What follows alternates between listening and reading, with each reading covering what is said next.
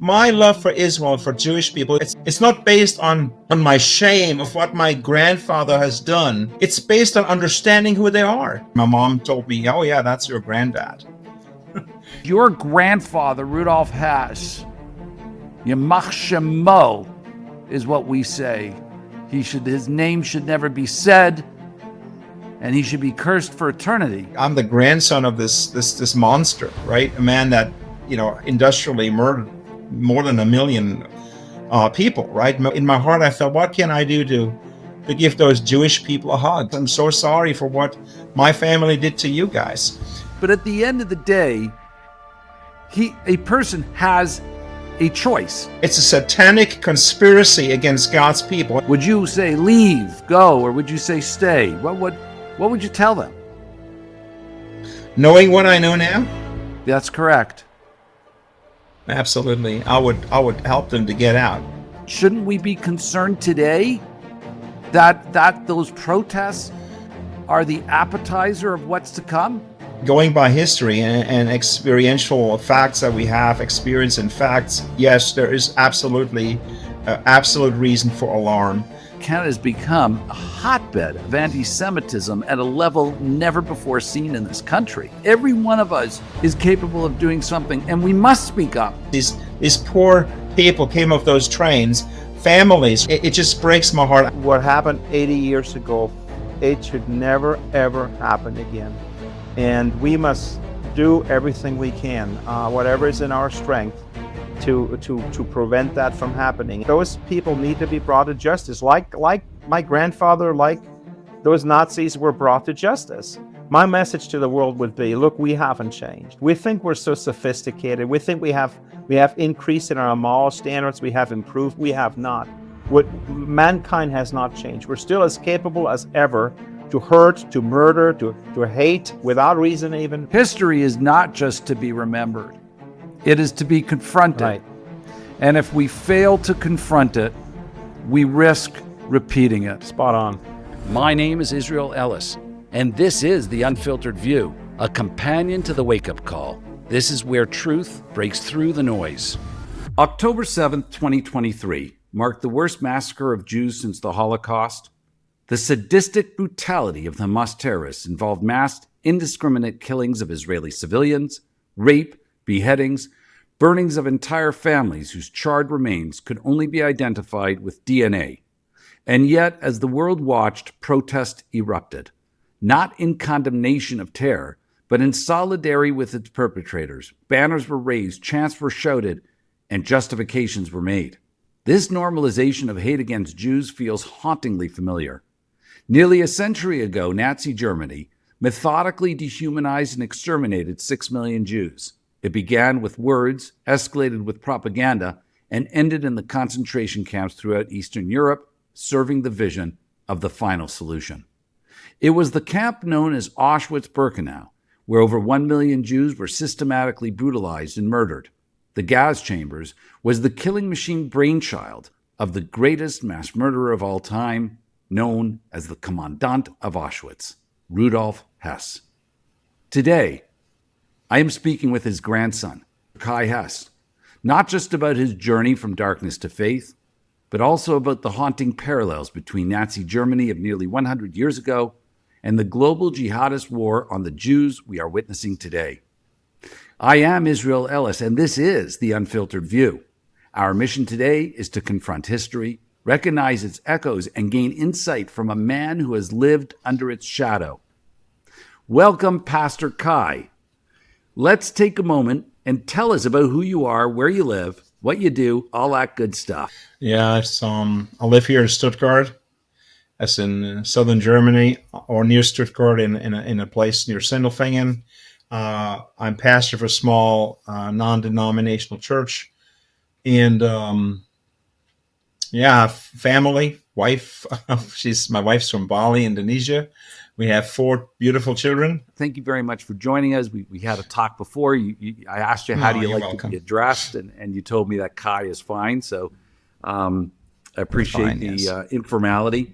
And again, thank you so much for coming on the show. I got to tell you, I lost a little bit of sleep thinking about it, thinking about the gravity of the responsibility of what I'm about to do today. having this conversation with you. I saw this week in preparing to meet you, I've done a few things. I've read a few books. I've seen some interviews with you. But what really was impactful was the recent documentary that came out last year, In the Commandant's Shadow, where you and your father walk back in history with survivor Anita Lasker-Wallfish and her daughter Maya.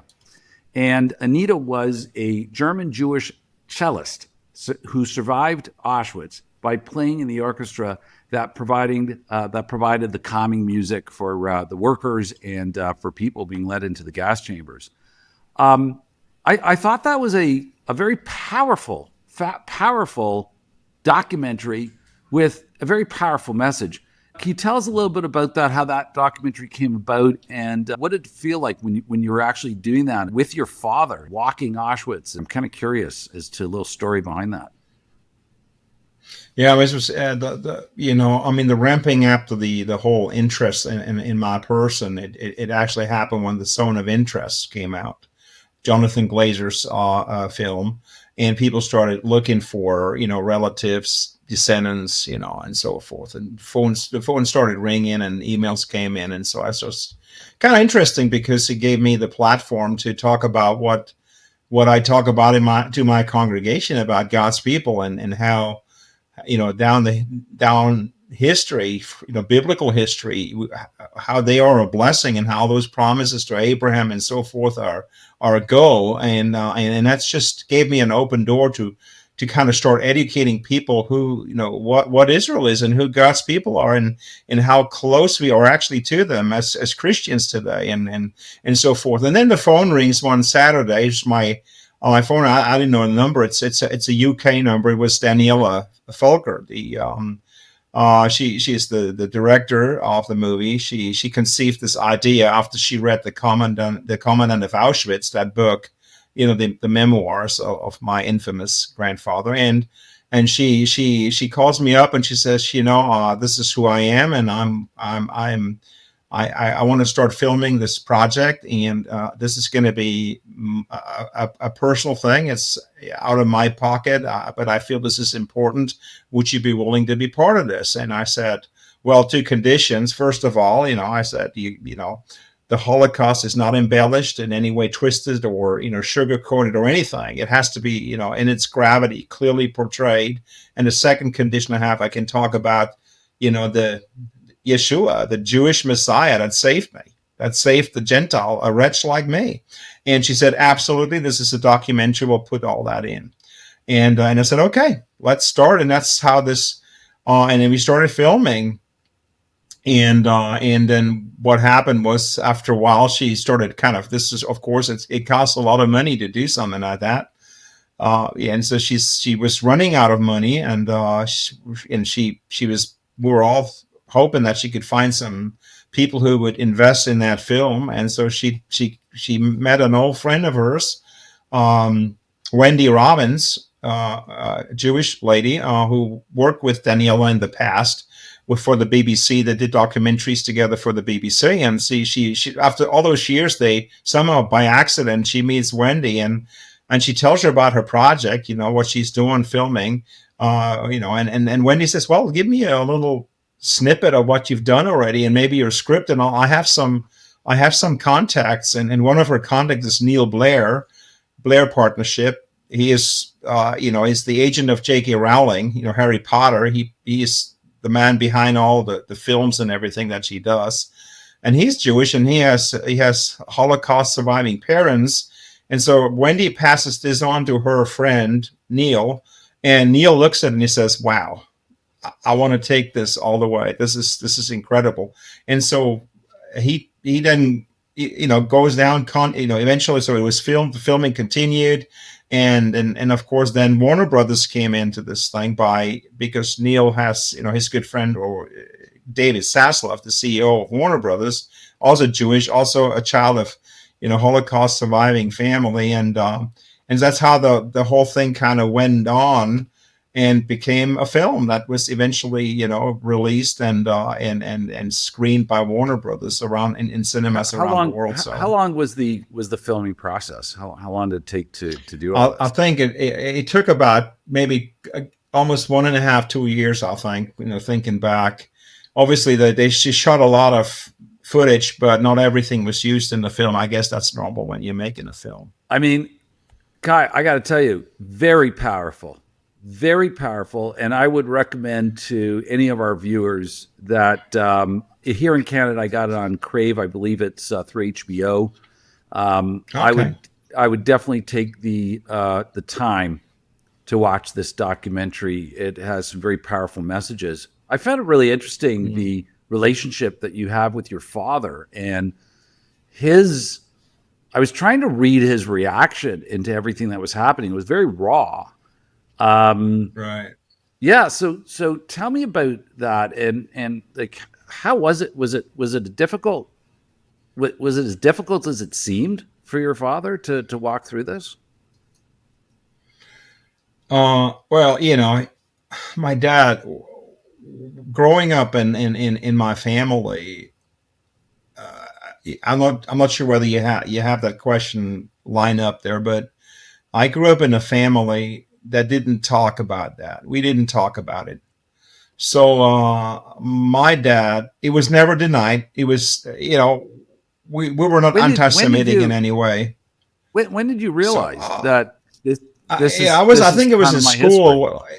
I was 6 or 7. I think 7. I was in 7th grade when, and in Germany, it's mandatory in schools. It's a mandatory curriculum to teach the Holocaust, Nazi Germany, and all that. The facts, the figures, the people, the names, the statistics, and so forth. And I wish those teachers would teach it, with tears rolling down their cheeks, because sometimes when you convey a topic in a sort of clinical sense, a technical sense, it doesn't really ring those bells down here in your heart. But anyway, so I think it was 6th, 7th grade when I heard about it. And I went home and asked my mom. I said, because I heard that name, Rudolf Höss, we're talking about Auschwitz in class. And my mom told me, oh yeah, that's your granddad. And I was shocked. I mean, I was like, I felt everyone knew who I was. I mean, I'm the grandson of this monster, right? A man that, industrially murdered more than 1 million, probably even more than that, people, right? Mostly Jewish people. And I felt so bad about it. I felt ashamed. So that's when I first found out. And then I think it was in about 16, 17, I saw the book, The Commandant of Auschwitz, on my mom's bookshelf in their library. And I thought, hey, in German, the German version of it. And I thought, you know what, I'm going to read this. And when I read it, it really broke my heart, because when you read that book, it's first person, and what he did, how he did it. It's almost like, and I said this many times, like a clinical observer, like someone watching an experiment, and he's like, telling you what he did. And when I read this, how can you be so inhumane? How can you be so hard, so heartless, so brutal? So I was in tears reading it. And even then, I remember when I was 16, 17, I was not a Christian. I had no understanding, but in my heart, I felt, what can I do to give those Jewish people a hug? What can I do to embrace them? What can I do to say sorry? How can I ever go there and say, hey guys, I'm so sorry for what my family did to you guys? And obviously, at 16, 17, you don't have much opportunity to do anything like that. That's powerful. That's very powerful. I have to tell you something, Kai. I was very troubled ordering this book. I ordered it for the purpose of this interview. I wanted to read some of it. I didn't get through the whole book. I kind of flipped through it. I had to gasp when I did it, and honestly, when I I have I come from my wife's grandparents, my wife's grandfather. I'd like to dedicate this interview to him. His name was Elias Rubinovich. He was a survivor. His family was completely wiped out. They were all sent to various concentration camps. He was from Lodz. Another woman in our family, her name is Sabina Citrin. She wrote a book called Indictment. She was she lived till a few years ago. She escaped from Auschwitz with her mother, if you can believe that. It formed her life. I mean, very differently. They lived very differently. My grandfather, my wife's grandfather, was a wonderful human being. He became even more of a humanist after the Holocaust. He embraced the idea of love, and that we have to move our lives forward. Sabina, on the other hand, I would say she was a very angry person. I don't know if you've heard of her name. I can imagine. But I mean, I don't blame her. I do understand that. And really, I'm in deference to these people, who have passed, and all Holocaust survivors. And me taking a book and parading it on this podcast, like, oh, look what I got. It disgusts me even in myself. I feel dirty. That's not your motive. Yeah, I know that. But I'm just telling you, it was like a weird feeling, but I was like, no, I have to read this. And the introduction to the book is actually what saved me, because the introduction is brilliantly written by a man by the name of Primo Levi back in, I think, 1985, who himself was a survivor. And he actually allows me, in his introduction, he allows me to read the book. And he talks about the narcissistic quality of the book, and so the first-person perspective of how, when I was reading the book, I was pretty, kind of pissed off that, while the book is important because the book is factual in nature, and it's actually a great, account of the terrible history. But the other thing about the book is that, it's sort of his positioning. It's like his victimization, his self-victimization, that he was just following orders. And I find that, really not an excuse of anybody. And I think the Holocaust taught us that. And it taught us that, when someone asks you to commit, it doesn't matter under what authority that you might do this. I don't think there's any excuse or rationale to commit murder. There's just no excuse to do that. And so I was pretty disgusted by that when I read that. But in the documentary, it interviewed your aunt. Your father goes to visit his sister in the U.S. That's scary.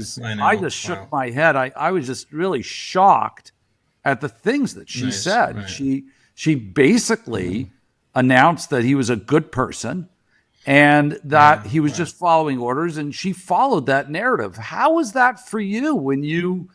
Did you meet your aunt and did you confront her with the way she was talking, or what was that must have been difficult. My dad's family, for the most part, we didn't have that much contact with him, and that the family fragmented pretty much after the war. Some went to Australia, and I know there's some in there, some of his siblings who, and I don't even know if they're still alive. They're probably also in their 80s. He was the youngest, the second oldest. So I'm sure they've all passed away by now, but they did not repent in any way. I mean, they still, did your father, in their hearts. Did your father? Oh, repent? That's so cool. Yeah. Because first of all, I think, and again, it was his faith. His understanding of Israel, from a biblical perspective, but he didn't really have the sort of knowledge background that would trigger the emotional response. And so with the film, and like I said, I was abroad for more than 20 years, working all over the world.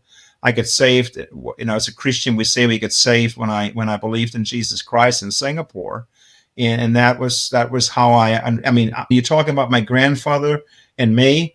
Yeah, I was a manager for big 5-star hotel chains. Machiavelli, cost justifies the means. That was me. Got to get bottom line. Got to get things done. If you had taken me and put me in a political system and said, "Hey, Kai, do a good job. We'll take care of you. We're going to rise through the ranks. We're going to make you big," I don't know how I would have reacted. Would I have been capable of doing the same kind of stuff? And I think every human being, given the right circumstances, the right opportunities, and we see it today. Look at big, corporations, stuff that goes on in the world in politics, how the cause justifies the means. People don't even think about what they're doing, what their decisions, what the consequences are of their decisions. I was on the same track. So Kai, are you saying to me that you recognize that if you were born when your grandfather was born and your grandfather was born when you were born, if the situation, if your souls were reversed, so to speak, that you don't know what you would have done given the same set of circumstances?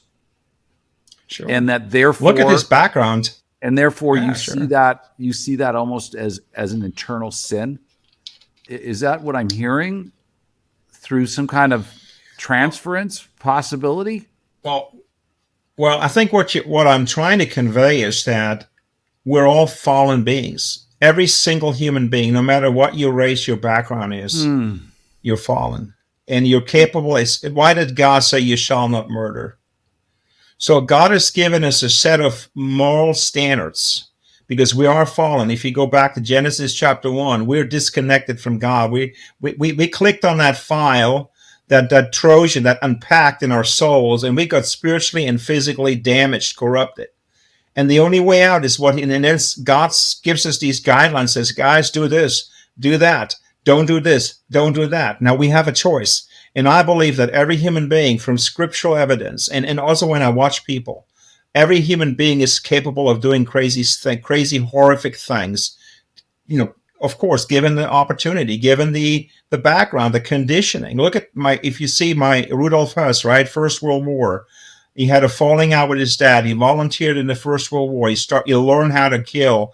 He was good at it. He went back. He murdered some communist cell group. I mean, it just, you see how he was he kind of sort of gradually, developed into who he was. And here come the Nazis and free him from jail, right? Given this get out jail free card and bring him into the system and pardon him and build him up. And look at it. And then on top of that, you put ideology, socio-Darwinism, and whatever as fascism. You pack that on top and you bury the conscience. And then when a conscience is seared, when someone's conscience is seared, it's like nerve endings, right? It's like I'm working for you, right, Israel? And I'll take you're my boss, and I take five pounds out of your $5 out of your cash register every day. I get used to it. It's I'm sorry, but at the end of the day, a person has a choice. That is what differentiates us from animals. We have a choice. Yeah, well, that's what it's just. And yes. I want to say something else, because you talked about the scriptures and you talked about the announcement of thou shalt not kill. But when you read the scriptures, at the time of Cain and Abel, who, if you are anthropologically sort of inclined to agree with the timeline of the scriptures, these are the third and fourth human beings to exist on this earth. There is no scripture. There is no God saying thou shalt not kill. And yet, innately, Cain knows, right? Am I getting that right? Was it Cain? Cain knows that killing of his brother was wrong. He innately knows it's wrong. It's intuitively installed within him. And we know that because of his defensive measure. Am I my brother's keeper? Right. When God asks him, where is your brother? Tells me that he was acutely aware that what he had done just then was wrong. And here's my point, Kai. Well, my point is, yes, a set of circumstances might bring anybody to any position, and when looking back in a rearview mirror, you might say, oh, wow, anyone is capable of doing something. But at the end of the day, we all have choices to make. And there are people who've been brought to, in situations, who've made a choice, difficult choices, where they didn't protect their own lives. They went beyond their own lives. And in this respect, I think that he is guilty.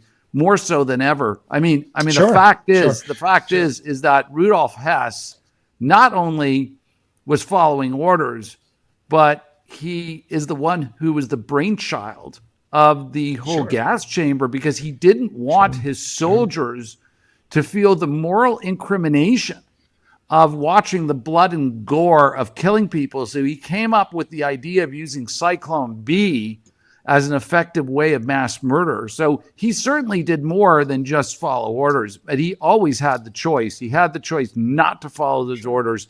And that's exactly Yeah, that's exactly what I was saying earlier on. And if you go back before Cain and Abel, sorry, you brought it up.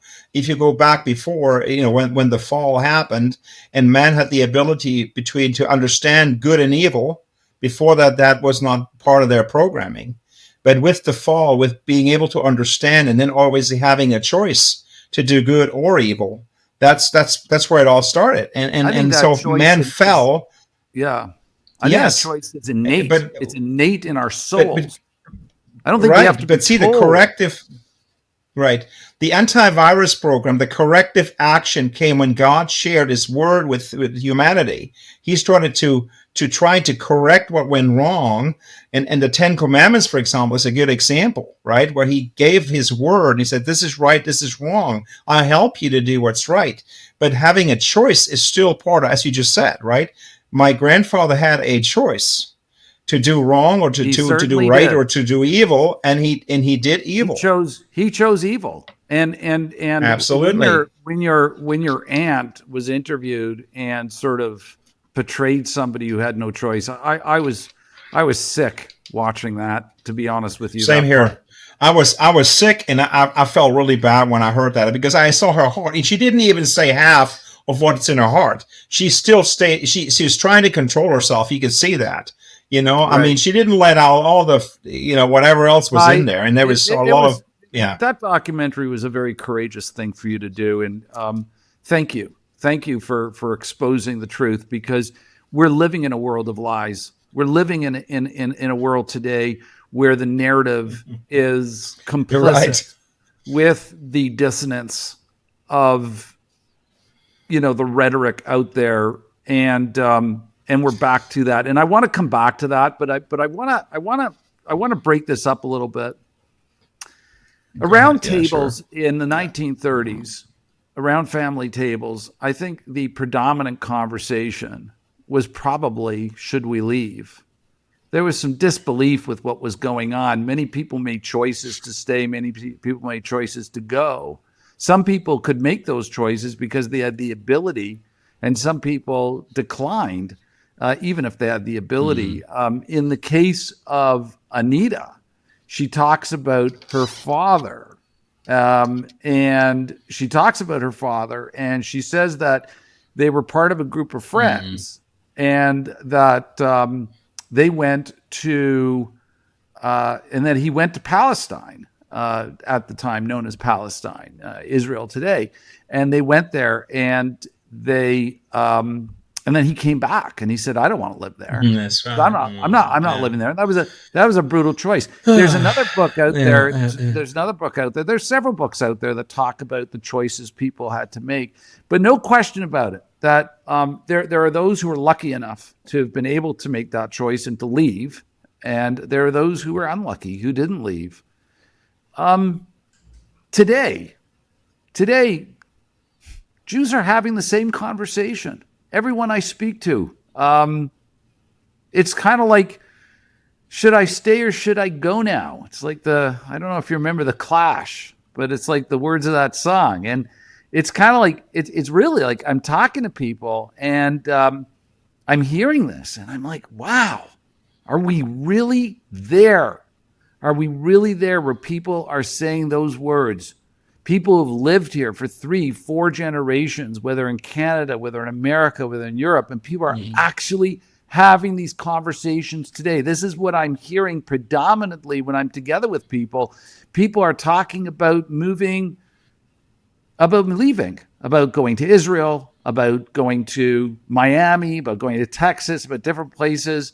They're actually, and it's actually a conversation around my own table as well, where people are discussing, should I stay or should I go? Do you think that, what do you think? What do you think of that conversation that's happening today? And do you think that there's merit to that conversation? Do you think that it is something that people should seriously consider?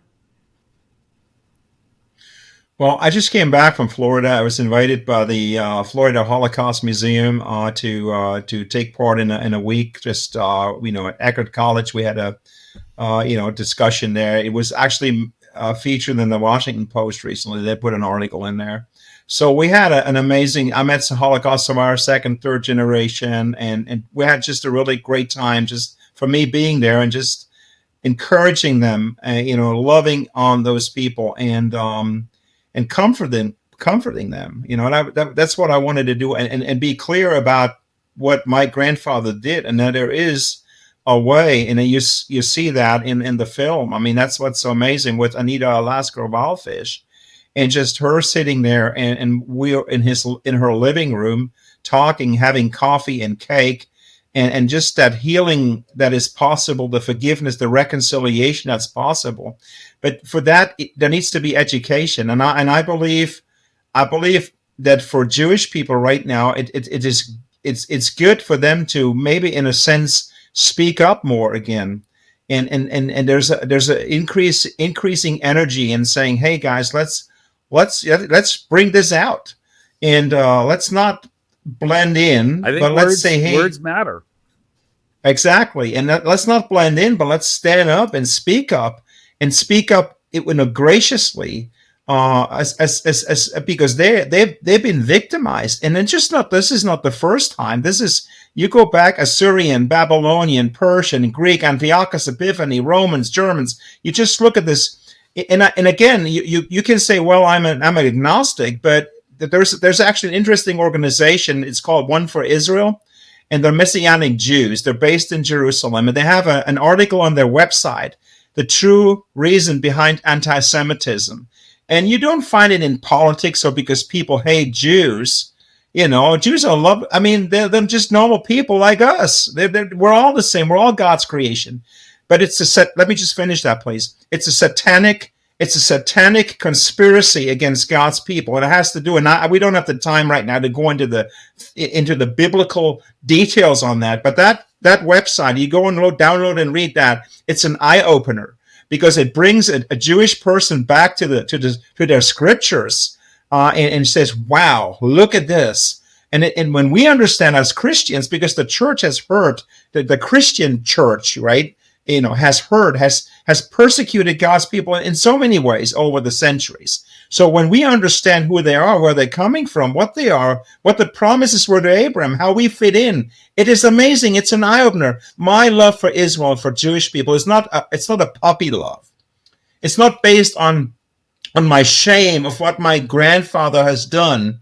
That's terrible, horrific. It's based on understanding who they are. I don't agree with everything they do politically in Israel. I don't agree. I know, but hey, I agree with them having that land. I agree that they're God's people. I agree there are promises, and I agree, that we ought to love them because it's commanded. So there's, that's what we need to understand. Otherwise we never come to the right conclusions ever. So you're saying, Kai, that the most important underlying fundamental foundation that the world needs to accept is that the Jewish people are indigenous to Israel, and that Israel is the home of the Jews, and that denying that absolutely or anything else is an incorrect manipulation of history and a corruption of the future. Okay, great. Absolutely, Kai, thousands of years. I want to come back. I want to come back to my question because it's a provocative question. Let me put it another way. Let's go back to 1930. Right. If you were to revisit 1930 as an apparition of some form, would you tell people to leave? If people were sitting around the table saying, should I go or should I leave? Would you say leave, go, or would you say stay? What would you tell them? Knowing what I know now? That's correct. Absolutely. I would help them to get out. Okay. I would do whatever I could to save them. I mean, now I want to ask you a question, Kai. Today, in America, in Canada, you see what's going on. You see the protests in the street. You see the rising level and volume of noise, of rhetoric, of incitement of hatred. What would your message be to the Jewish communities of Canada, of the U.S.? What would your message be to these Jewish communities? Is it time to go? Well, I don't think it's time to go. I think you got to keep your finger on the pulse and see what's happening. But isn't that what happened in Biblically Germany? speaking, Weren't people saying, let's keep our finger on the pulse as those brown coats were marching through the streets? Weren't the Nazis yeah, dismissed? Wasn't the early propaganda dismissed as the ravings of lunatics, of yeah, a fringe of right, society? right. And yet, look what happened. Shouldn't we be concerned today that those protests are the appetizer of what's to come? I mean, I'm not clairvoyant. I don't have a crystal ball. Neither do you. But going by history and experiential facts that we have, experience and facts, yes, there is absolutely absolute reason for alarm. But at the same time, a lot of the people that are shouting from the river to the sea, these people have no idea what the river or the sea is. These are people that are infatuated with some crazy idea, and they've been caught by this marketing, deception. But it is marketing. And but it is the same yeah, thing. absolutely. I mean, Goebbels. But see, Goebbels was the prince of marketing. He was right. The narrative of the Jew, the picture that was painted, the normalization and isolation that happened through this public impression of who the Jew was, paved the road to the conscious moralization issues that people might have with what later became known as the final solution. So this is my point exactly. We might dismiss these people on the streets as ignorant, as nutcases, as what is known as useful idiots. Right. Sure. But are they? What we need is a concerted effort to educate, to teach, and I don't see that. I see people going toe to toe on the hatred level, but on retaliation, and that always escalates. But I see very little, level-headed, calm, gracious responses online or in social media or anything. And I think that's really what needs to happen because look, for example, people, I keep telling people, I go to schools here and colleges, and they invite me because, they see a swastika, someone scratched a swastika in a toilet door, right? So they say, we need to do something. So I go in and I share, we show the film, and then we have Q&As, and I tell them, I said, guys, look, there's one of the lies, for example. Everyone's saying the Zionist Jews control the world, right? They run the show. They have their fingers in every pie and everything is under their control. I said, if that's the truth, why are they persecuted all the time? If you control everything, if you have the power to run everything, why would you allow yourself to be persecuted? You can see that logic is so flawed. It's so flawed. Again, it's a satanic. But it all is. It's a satanic deception. Kai, it all is, right? I mean, the idea that the claims that Jews are committing genocide, or that Jews are colonizers, or that Jews are occupiers, these are all lies. These are all narratives that, are really narratives out of ignorance, because in fact, we know that Israel is one of the freest societies, and that we are a democracy, and that Israel is indigenous to the Jewish people. We know that through biblical history. We know that through archaeology science. We know that through documentation. And yet people need to believe, right? I mean, what I find really kind of, what I get really angry about, Kai, in today's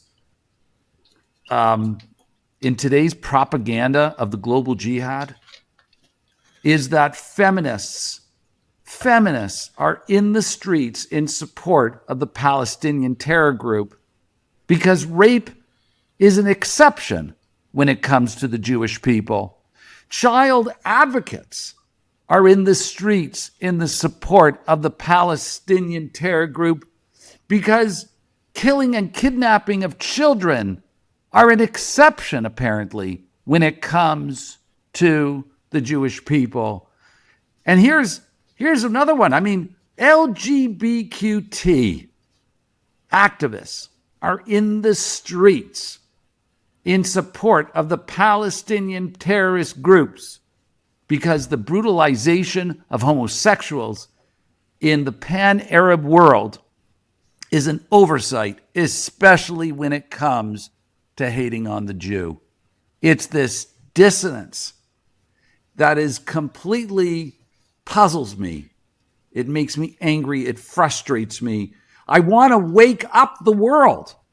This is the book that I wrote. As I don't know if you had a chance to take a look at it. Yes, absolutely did. Yeah, right. And that's exactly what I talk about in the book. I talk about waking up. And it's funny that, it's not funny, but definitely one of the points that you make. I mean, it would make sense that if we're educating, if our children, if our babies are being educated to hate Jews from the very beginning, wouldn't it make sense that we should teach them peace and love of humanity? Wouldn't it make sense that we would teach them of the correct history of the Jews? And yet in democracies, in Western nations, they are in almost every university, you're going to find anti-Semitism now incorporated into the syllabus and curriculum of almost any subject matter. And I talk about the unions here in Canada that have been just absolutely terrible. Canada has become a hotbed of anti-Semitism at a level never before seen in this country. And it's not just the nuts cases on the street. Sure, that's where it starts. It's not just the people rallying from the river to the sea and go home Jews and all the other, different things, terrible things that are happening. But it's in the educational system that we trust and respect. My own alma mater, York University, I treasured my education there. Oh, New York, yeah. And I am pained. I am crying. Because of the betrayal that I feel. What's interesting is biblically, and again, I mean, I'm always surprised how many Jewish people know about their scriptures. So, but, it's very clear in scriptural prophecy that the Jewish people will eventually, God will gather them from the nations of the world and they will come home to their land. And when you look at Israel right now, what we see, is purely the geographical, the size of it, that's only a fraction of what God promised Abraham in the Old Testament. So here, we're looking at this from a snapshot perspective right now, time and space right now. But if you look at it from a biblical, and in an even eternal perspective, you get a completely different picture. But here's the problem. The Jewish people, the Christians, for the most part, are totally uninformed, and they don't believe it anymore. We live in a postmodern, humanistic, relativistic I think that's a generalization. world. I think, Kai, I've talked to, sure, there are some. I think we see what we want to see, and not what we want to see, but I think it's easy to see that, and it's a bit of a generalization because I think it's a broad spectrum. Definitely, the world is far more polarized than it's ever been, but I still believe that we've got knowledgeable people in the middle ground. Maybe not enough, and maybe to your point, we're not loud enough. I, like many other people, asked the question of how this happened. I felt a total betrayal from October 8th onwards with the protests that hit the street. I mean, that type of propaganda, that rhetoric scares me. And I'm asking, how does this happen? How did we get to this point? And my answer to that frustration was writing a book called The Wake Up Call. And my answer to that frustration was starting the Unfiltered View, which is this podcast that we're on today.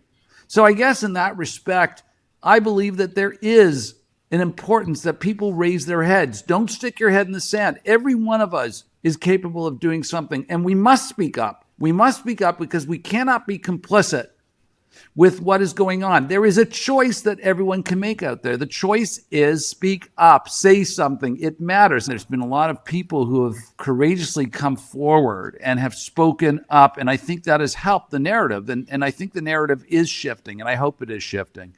But it is a scary time. But we're in an impossible situation because what we're dealing with today is something I think there may be some parallels. And I want to get to this in a moment because this is very important. I want to talk about the parallel between what happened 100 years ago and what's going on today. Here's my point in a long way of saying it, Kai.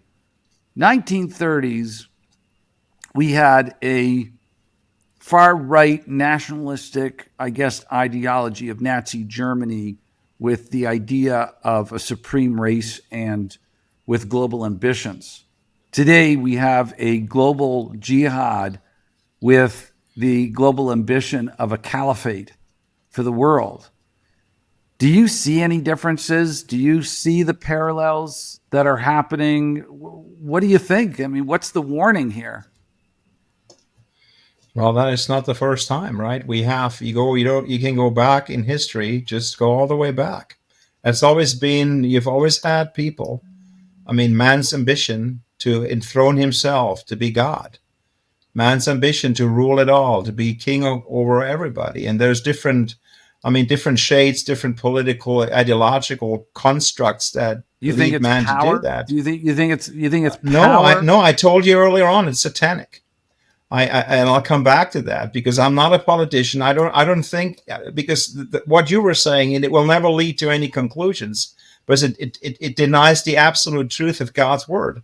And unless you go to that, you go back to the actual book and you see what's happened, you'll see historically this is nothing new, right? And if you see God's plan for his people in the millennium, I mean, and his promises to Abraham and all that, and his question, he's asking them not to coexist because he wanted to bless them. And you just look at Babylon. That's why I said earlier on, look at Assyria, taking Israel captive, gone. Look at Babylon, Judah. Look at Antiochus Epiphanes trying to eradicate the Jews completely. Go to Romans. Go down history. You just see it. Why? This is not justified.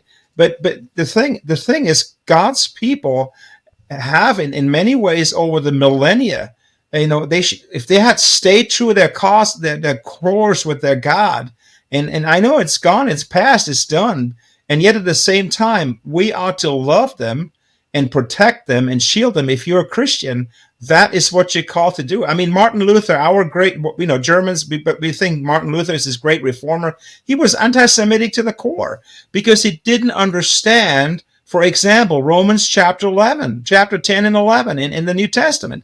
So what I'm saying, if we understand who Israel is, and I've always come back to this, because this is where it has to start, and I know most people will never go there. They'll try to solve this politically, ideologically, and all these. They go in all kinds of directions. They always come back empty-handed.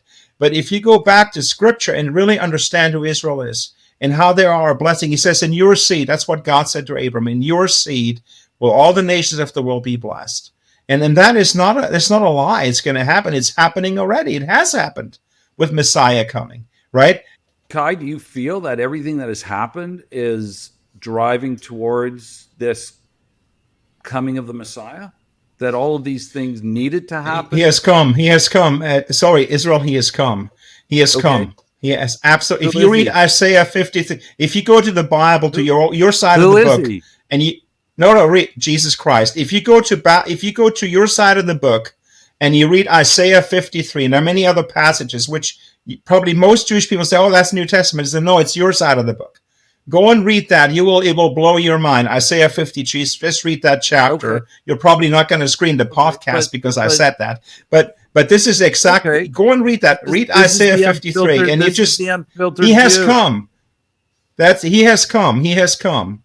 Okay. He has come. And his people were blinded because, let me just finish that point. His people were looking for a Messiah who would free them from their Roman overlords, free Palestine.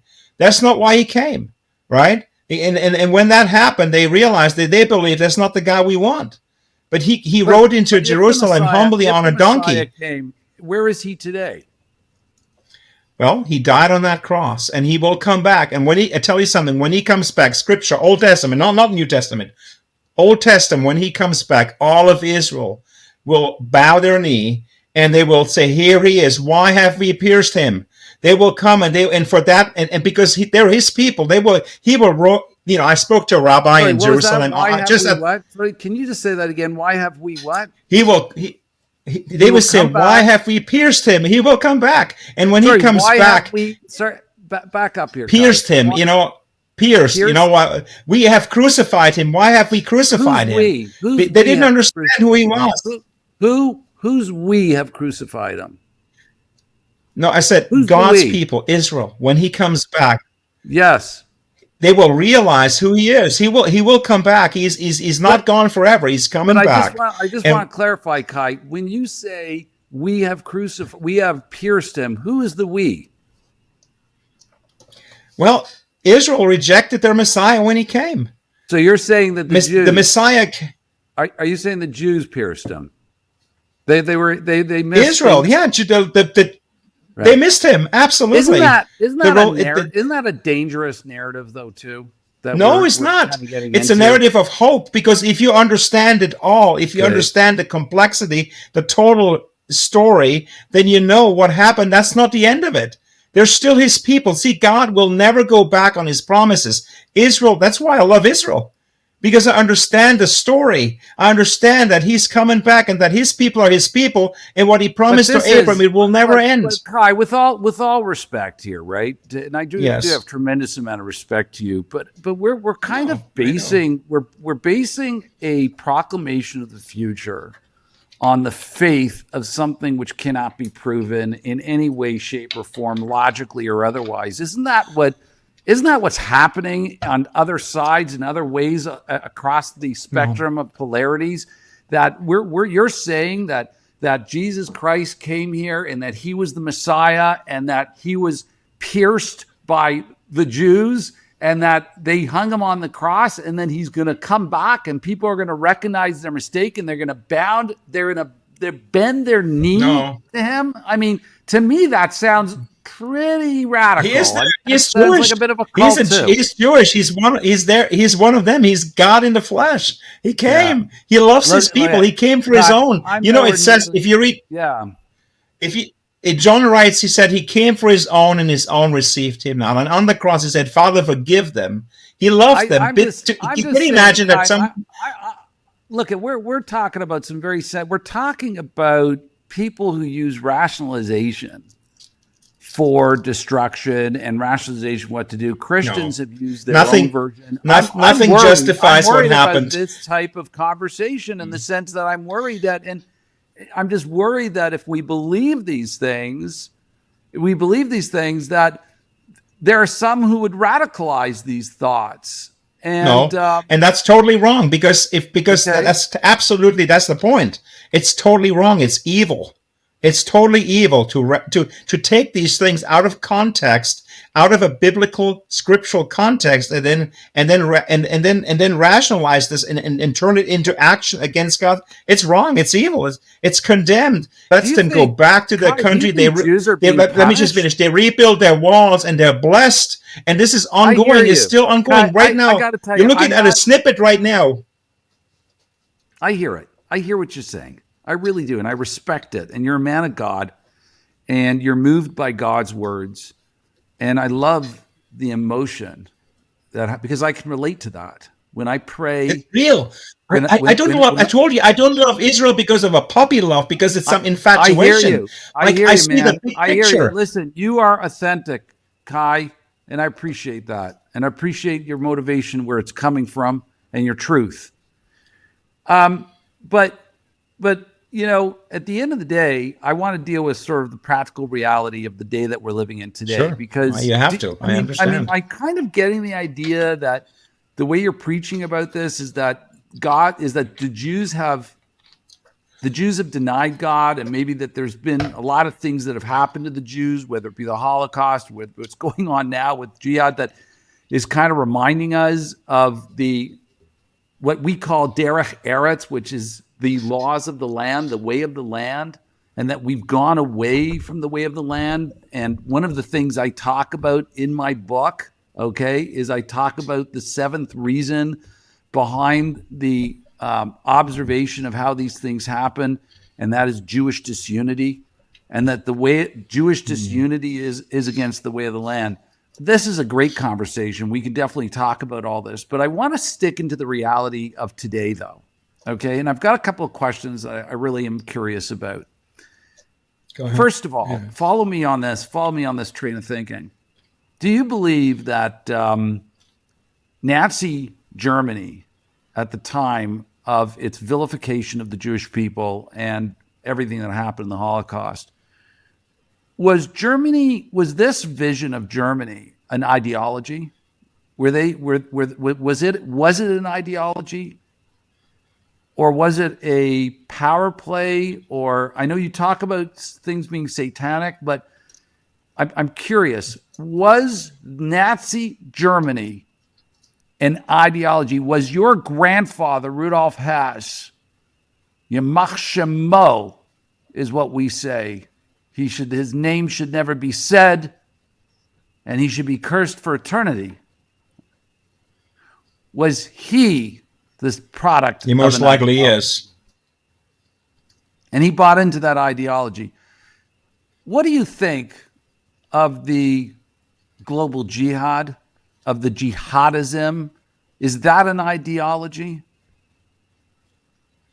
I think it's just the same old thing. It's just in a different.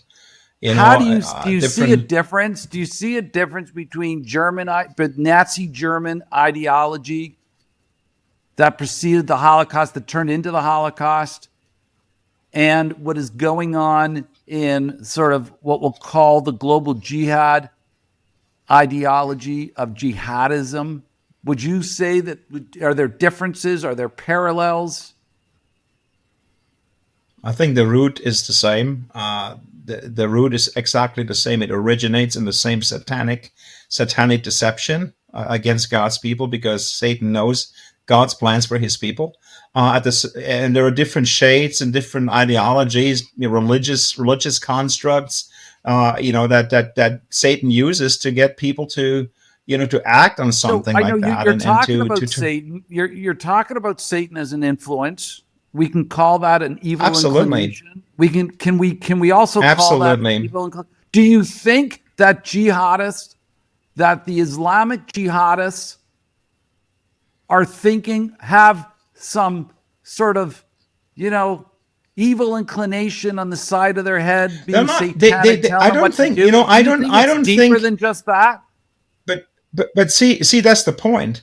People who want to murder they did justify. They have a religious justification. They have a political justification. They have an ideological justification, and that it kind of inflames their emotions, and they start doing things. They don't question. They see themselves as doing the right thing.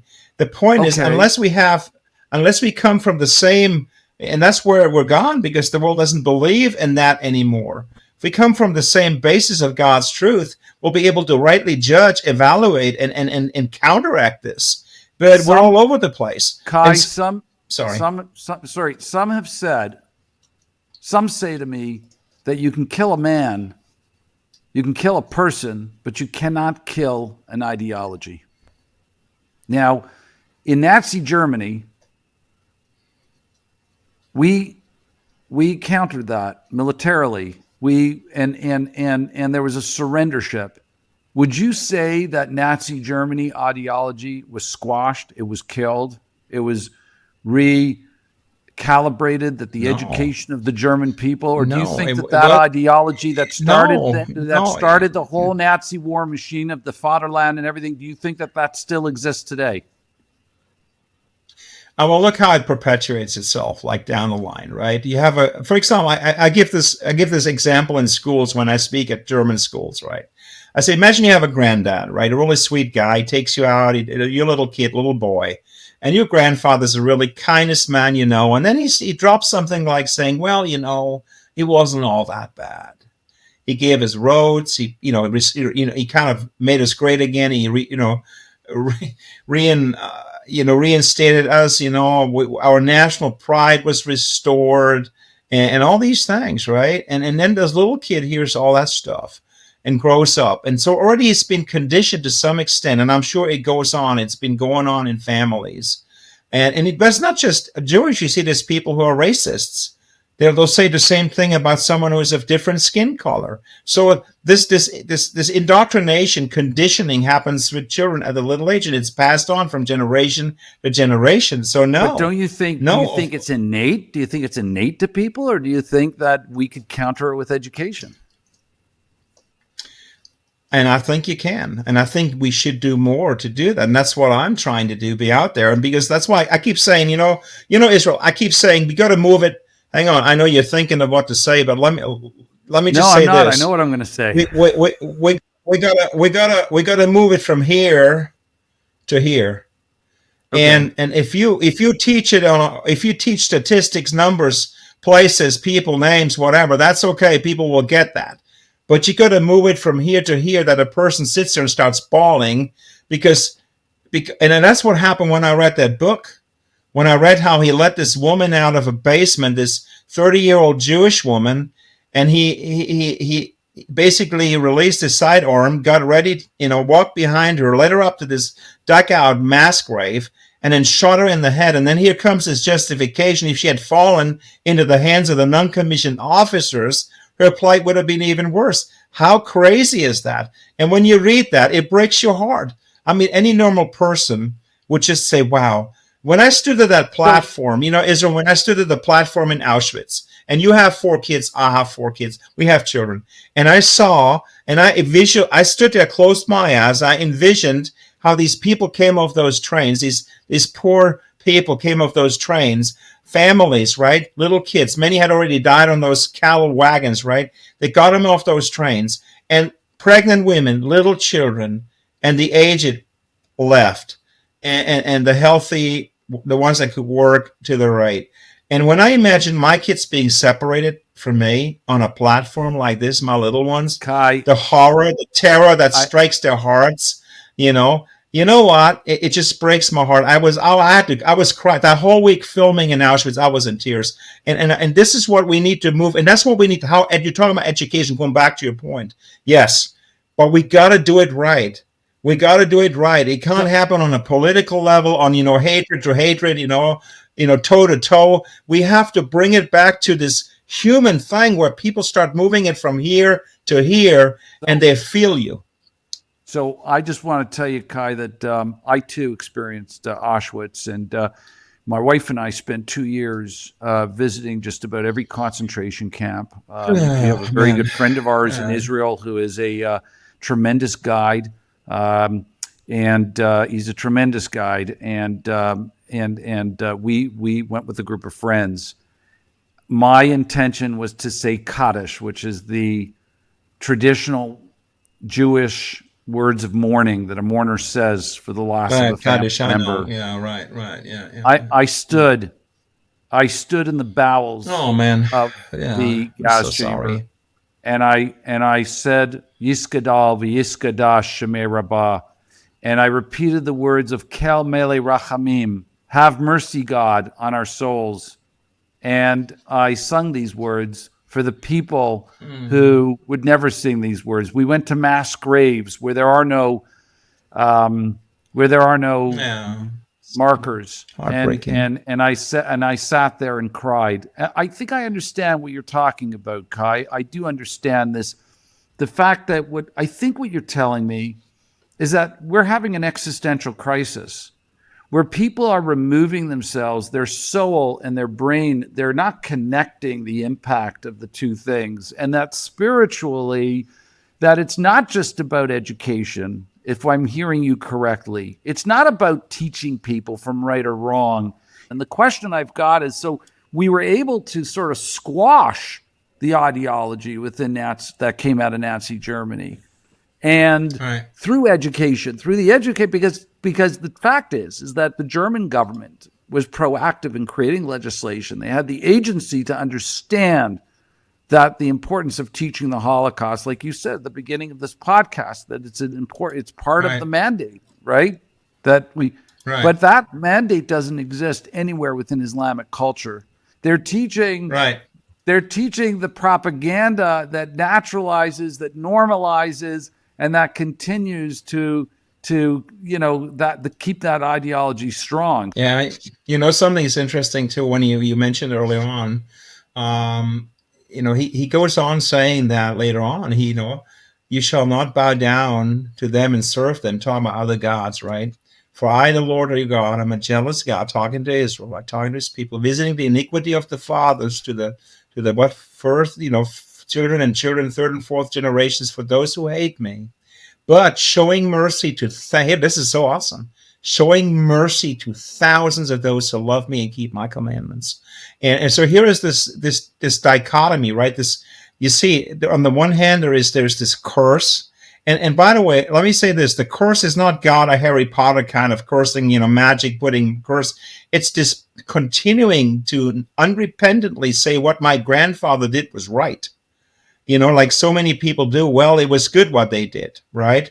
And I had many discussions. I worked in the Middle East. I worked in Egypt. I worked in Dubai. I had discussions with local management when I was a hotel manager.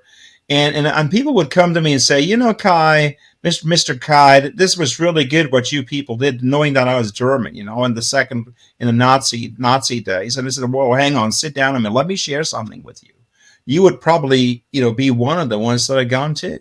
I mean, even like you're talking about LBGT, I had a lot of good discussions with people on a gracious basis, not condemning, knowing that they believe in wrong stuff. But I came and showed them facts. I said, look at this, look at that, look at that. Let's discuss, let's reason together. And I think that's what's not happening because we're escalating all the time. And when things escalated, that's it. We're lost it. But how do you deal with unreasonable people, Kai? How do you deal with unreason? I mean, I thought that the way to deal with unreasonable people is to show them their unreasonableness until they can become reasonable. Right. So let me with the people, the perpetrators of, let's say, October 7, right? I would have gone after every single one of those people with absolute, no, let's do it. Let's get the job done, right? Then on the other hand, showing mercy to thousands who may feel they're in the same camp, but they're not really the perpetrators themselves.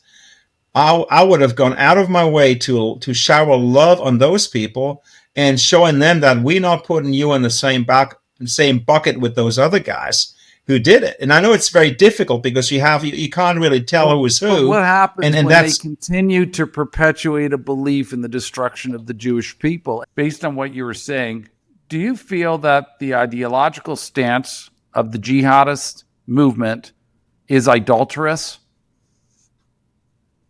You talked about the idea of the scriptures saying thou shalt not pray to another god and what have you, and yet what they're doing, this ideology seems to be idolatrous to me. I don't think they're thinking about that. I don't even know that consciously.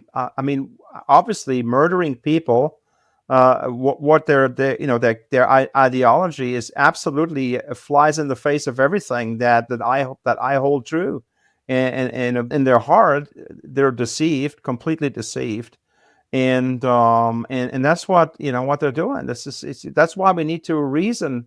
We need to talk, and I know this is tough. It's difficult, but to my last breath, that is what I would try to do, just to reason with people, no matter how angry and hateful they are. I said, guys, listen. I love you because I'm commanded to love all people, but this is wrong. Listen to this. Is Islam, Kai? I don't know how familiar you are with the Quran, but is Islam inherently anti-Semitic? I mean, there were times, when you go back and historically, during the days when Muhammad had their prophet had a positive outlook towards Israel and Christians, towards Jews and Christians.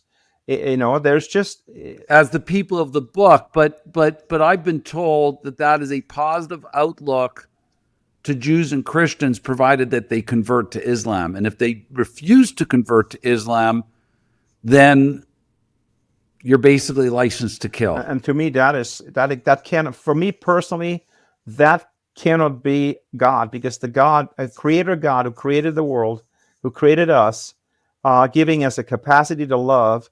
I mean, that's just the God I don't see. I cannot see that being my God.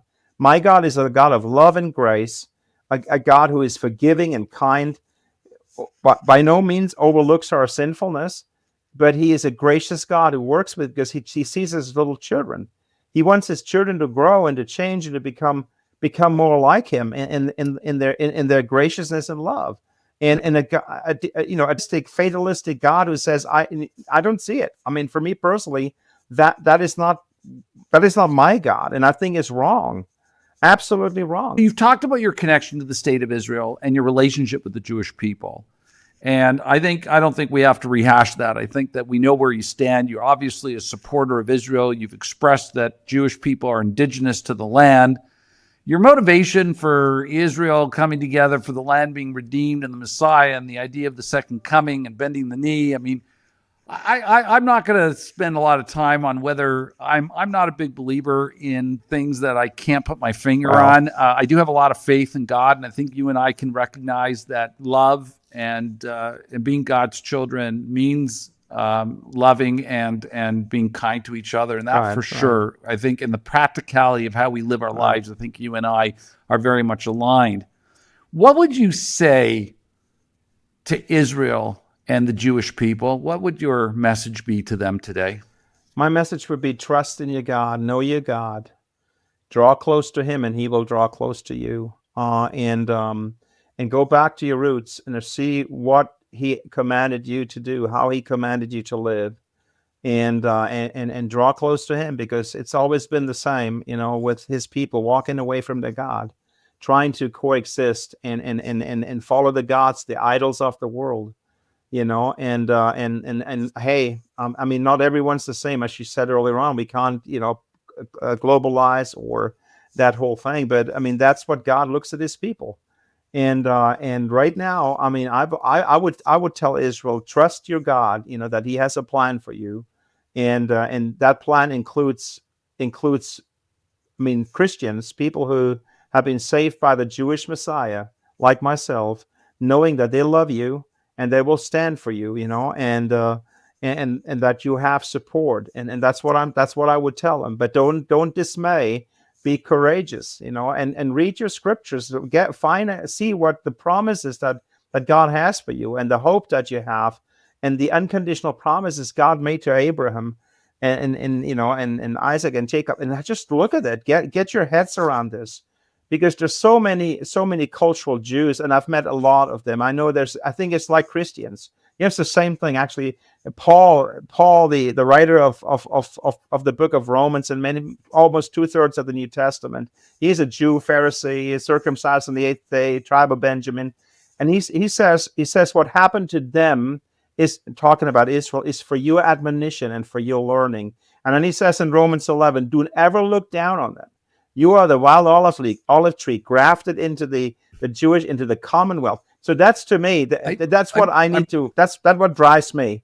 That is what gives me, and that hope in the scriptures is what every Jewish person should try to find, rediscover for themselves. And you know something, I know a lot of Jewish people are disillusioned, and they walked away from God because what happened to us 80 years ago is so hard. Again, I think that's a generalization. Yeah, okay. I don't think that's the case at all. I think the Jewish people, in fact, I got to say, even the most unaffiliated Jewish people would put God and their religion and the love of their Judaism first and foremost. The fact that someone is not observant doesn't mean he's walked away from God. It means simply that he's not observant. Yeah.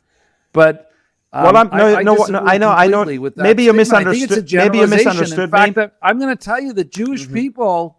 I'm going to say to you that I think yes, there's a lot of unaffiliated people in Judaism and Christianity and Islam and all religions, right? Where that is, but just because somebody is not fundamentally embracing something on an observance level doesn't mean that they've defied God. Yeah, but you remember what you asked me. Remember the question you asked me just now. The question you asked me: what would you tell the Jewish people, right? And that's the answer I would give. Get back to your roots. Get back. Okay, good. Get back who you are. Let's move on. Kai, do you think that never again can happen again? Well, I told you earlier, I don't have a crystal ball, but I can say this: what's happening right now is very scary, and for my part, I will do whatever I can to educate, to be out there and educate people and warn people, because what happened 80 years ago, it should never ever happen again, and we must do everything we can, whatever is in our strength, to prevent that from happening, and that whatever that means. And I'm one guy. Israel has been put in what I have coined an impossible situation. They have been humiliated on the world stage to negotiate directly with the murderers of their people. Hamas has been given a seat at the table. How do you feel about the hostage negotiations, the commoditization of hostages, and what do you think is the answer? Well, With Gaza today, what do you think after where we are right now today? What do you think Israel if should I be had doing? the answer, I'll be sitting right there somewhere. But I can tell you one thing, that I would not, and I've said it many times, I would not sit at that same table. I would not have those. I mean, the people that committed that, atrocity, that crime, who actually initiated, premeditated this atrocious crime on October. I would not sit with them at the same table. They have no. What would they you have do? forfeited. Do you believe They must be They have forfeited the right to make. eradicated through I any don't means? know. Well, they have to be brought to justice. This is wrong. This is totally wrong. I mean, and we have systems. I mean, those people need to be brought to justice, like my grandfather, like those Nazis were brought to justice. This is wrong, and whatever is done that is wrong needs to be brought to justice. It can be on both sides. I mean, murder is never justifiable, and no matter in what context it is, we always have to look at our actions. You said it earlier on. We all have a choice, right? And again, if someone, this is just how it is. Each individual who crossed that border and who carried a gun into Israel had a choice not Absolutely. to do that. Yeah, sure. I'd like to Sure, think they had so. a choice. So we talked about what your message would be to Israel and the Jewish people. Kai, what would your message be to the Gazans, to the Palestinian people, to those who call themselves Palestinian? Oh man, what would your message be? I tell you something. In my eyes, these people are just like you and I. They're people, and they've been conditioned by doctrine, perhaps by lies, by so many things. I mean, it's a hodgepodge of emotional foundation that's there. I would tell them, hey guys, listen, open your hearts to reconcile. Open your hearts to be kind and to be good. And I know you're suffering. I mean, what I see there, I know they're suffering, and I understand Israel, and I understand the suffering on both sides. I mean, this is it almost seems like a situation that is without way out, right? It's really like that. And you and I, we don't have the I think the knowledge to come up with the right solution. So we're going by human instincts here, and whatever happens. And again, it's in the greater scheme of things, I believe it's in God's hands. I would tell them, guys, just soften your hearts. Don't allow hatred to continue. Let's build bridges. That's what I'm trying to tell people. Build bridges of grace. There's always, people are always wronged on both sides, right? And there's pain on both sides. What can we do to stop? What can we do to stop that pain and come together? And I'm not talking about Hamas here. I'm talking about the people who are suffering, because wars are always started by small groups of people, or individuals even, and then the little guys fight it out, right? They're the ones who come into the crossfire. In the end of the day, a human being to me is a human being. It doesn't matter where he's from. I love them because I know I'm one. I'm a sinner. I can't say I'm perfect. I have the same grace, given to me. Thank you for that, Kai. We've talked about our message to the Jewish people and to Israel. We've talked about your message to the people of Gaza, and what would your message be to the world at large? Is it a warning what's going on right now? My message is exactly, good question, Israel. My message to the world would be, look, we haven't changed. We think we're so sophisticated. We think we have increased in our moral standards. We have improved. We have not. What mankind has not changed. We're still as capable as ever to hurt, to murder, to hate without reason even, right? So I think we need to get back to understanding, to find a way to come down. And for me, that way is Jesus Christ. I'm sorry. You asked me to come on your show. I'm a pastor. I love Jesus. My way is trust in him. He showed us grace. When they nailed him to that cross, he said, Father, forgive them, for they know not what they do. And if we could just have a little bit of that grace in our hearts to forgive the enemies who hate us, who want to hurt us, have blind hatred against us on both sides, if we could come to that table, opening that door of grace, I think that would be a big step forward.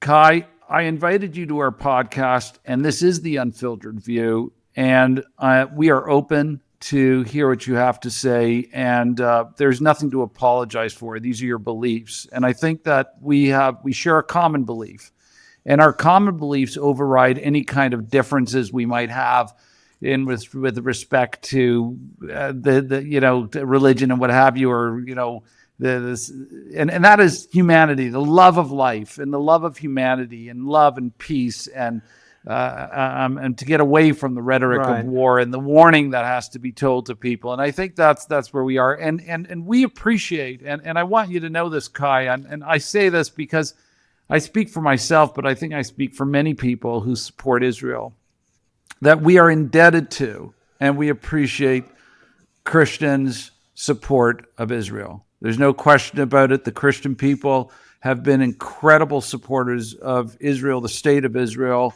and they come and they visit, and we don't want you to stop visiting. We want you to keep coming. The whole idea of what's happening out there with the various factions, doing what they do. It's okay.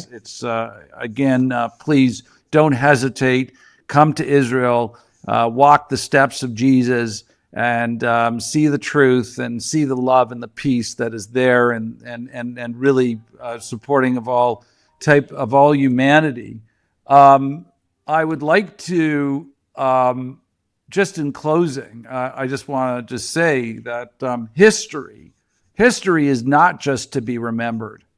It is to be confronted. Right. And if we fail to confront it, we risk repeating it. Spot on. Thank you, Pastor Kai, for your courage and for your voice. This is the Unfiltered View, where we speak the truth, even when it's uncomfortable. Good one. Thank you very much. Yeah, good one. Thank you, Israel. My name is Israel Ellis, and this is the Unfiltered View, a companion to the wake-up call. This is where truth breaks through the noise.